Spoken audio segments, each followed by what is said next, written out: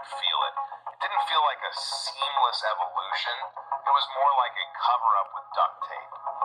Also, the album rollout was marred by a lack of label support. Virgin Records balked at releasing both parts of the planned double album. Everybody in the music business will tell you your value is exponentially related to your success. So your biggest song is here and your next biggest song is here, and there's like a pyramid.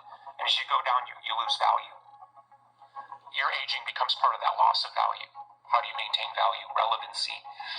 You no longer have the record business that used to exist. You no longer have the structure. I mean, the music business is basically a touring business first now, Right. and everything else is in support of the touring business. We're lucky in that we continue to be a very large touring band. So you're told over and over again, almost in a propagandistic way, that your value is related to what's on a piece of paper. And then somehow I woke up in the middle of it and I thought, no, that's actually not my value. And so the minute I started saying, no, I know what my real value is. It's that I'm an independent artist who, like a voice in the wilderness, represents something. And I know it's not for everybody. Trust me, I've been getting that message since I was a little kid, including from my own family.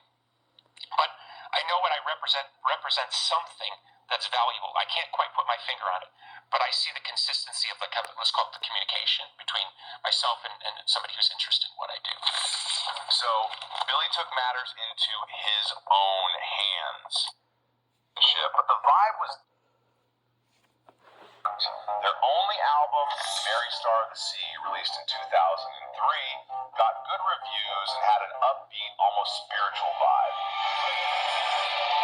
There's a long-established concept that gets bandied about, which is misery makes for great art, and I actually think this is, if we were asking a Shinto monk, I think they would laugh at this idea. Yeah. Because you're basically saying suffering is good for business, and I don't think suffering is good for business. Crazy is good for business, suffering isn't. I think suffering, or the gestalt of here I am ripping my heart open, I think that lasts for about 2 or 3 albums. At some point you have to mature into the deep end. So what are you exploring now? God. But the honeymoon didn't last. Eventually, while on tour for the album, Corgan abruptly canceled the rest of the dates, and by September 2003, Swan was officially dead, lasting barely 2 years. You know, growing up, I wasn't really that close to my family, so I think the band became a second family. And I think I put a lot of feelings and vibes on that family that they didn't necessarily want. They just wanted to be in a band. They didn't want to be my cousin. In classic fashion, Billy didn't quietly move on. Instead, he publicly slagged off his Swan bandmates.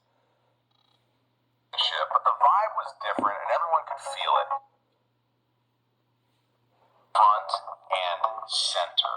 I mean, perhaps too front and center for some. Reviews were lukewarm, and it sold a modest 69,000 copies in the U.S. Ultimately, the public's going to abandon you. The record company's going to turn on you at some point when you don't sell enough. So it's really an integrity game. To put his perceived downfall in context, when he launched his solo front and